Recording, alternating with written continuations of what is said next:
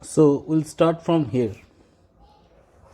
There is no virtue so simple, but assumes some mark of virtue on its outward part. There is no vice so simple. Vice means evil.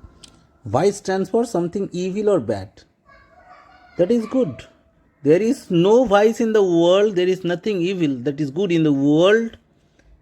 That is good. But what they do, they assume. That means wear the mark of virtue. Here means you can write dress of virtue or outfit. You can write outfit or cover of virtue on its outward part. So what the people do? People, how many cowards whose hearts are as fall as tear of sand?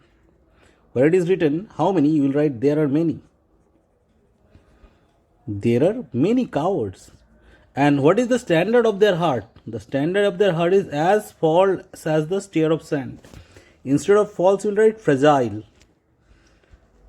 Fragile means that breaks very easily. As tear of sand. The tear of sand that breaks very easily. So there are many cowards whose heart is as weak as the tear of sand. But they pretend to be very strong. But wear upon their chin.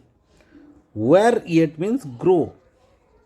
Upon their chins the beard of Hercules and frowning Mars. Frowning means angry. And Mars is the god of battle and war.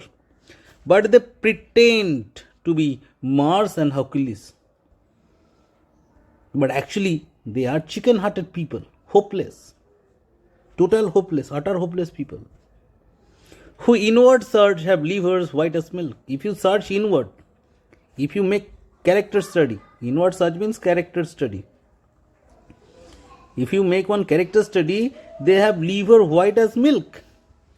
Their liver is as weak, as white as milk. That means they are chicken-hearted people.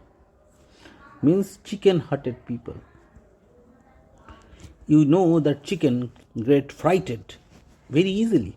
So these people also, if you tell them wap, and they will stop speaking, they will be silent. And this assume but valor's excrement to render them redoubted. And these people assume. What they do? Valor excrement. Valor means beard.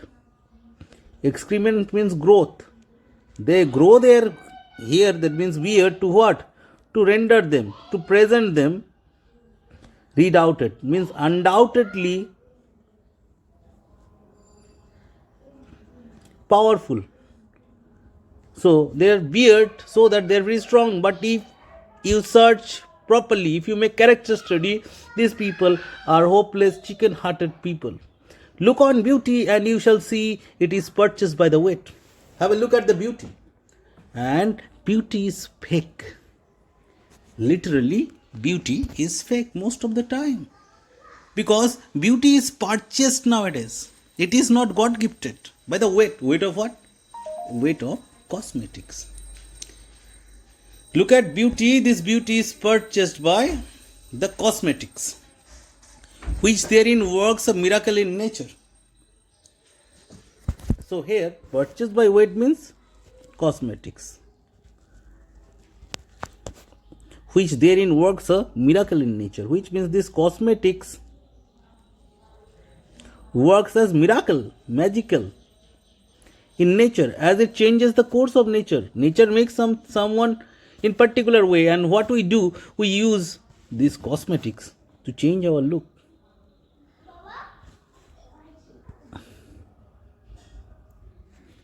Making them light as that wear the most of it. This is a pun having two meaning.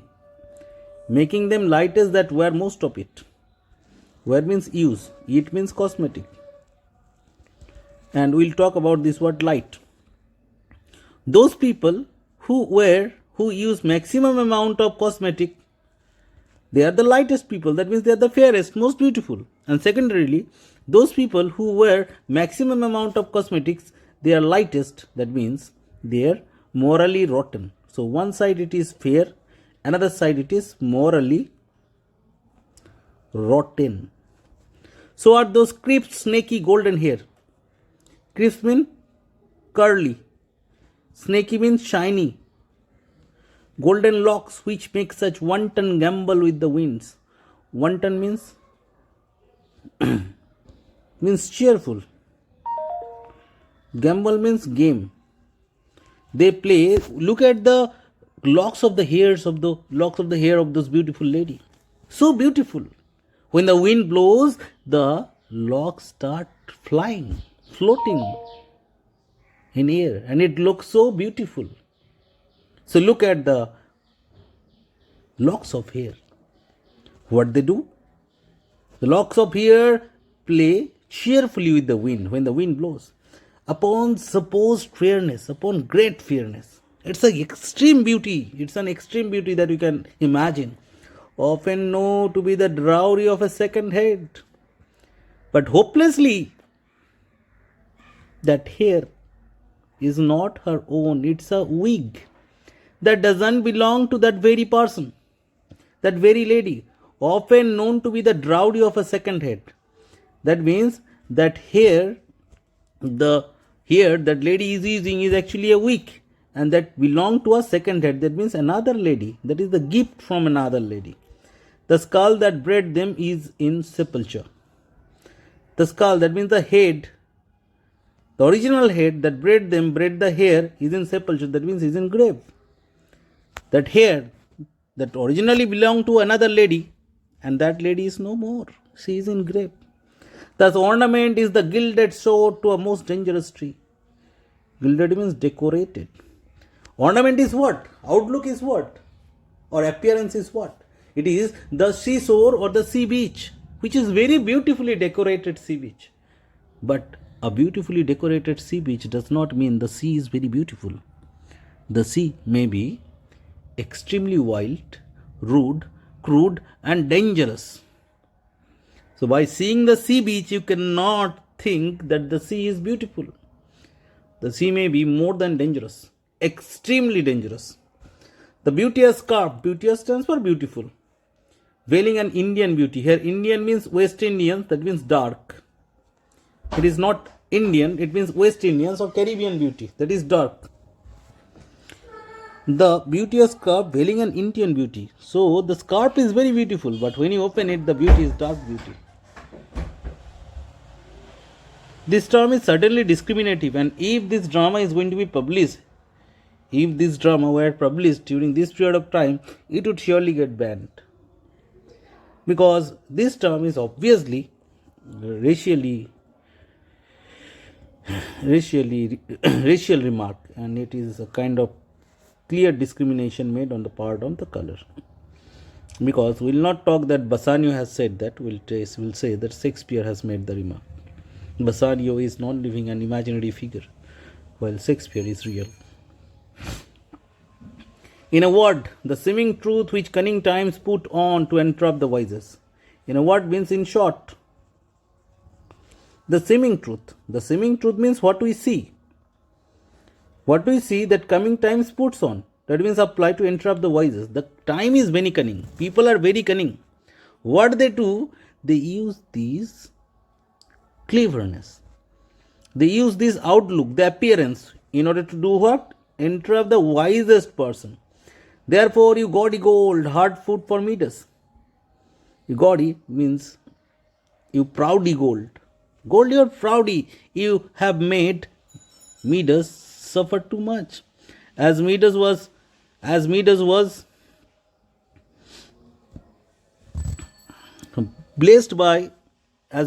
blessed by God, that he would touch anything and that would get transformed into gold. Therefore, you gaudy gold, hard food for Midas. So, gold you have made food hard for Midas. I'll none of you, nor none of you. So, neither you are for me, nor I am for you. You pale and common drudge between. Pale means cheap. Pale and common drudge. This means enmity between man and man. You are the reason of enmity between human beings.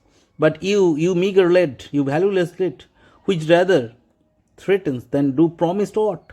Aught means nothing. You promise nothing, instead you threat. Your plainness means your darkness here. Here plainness means darkness.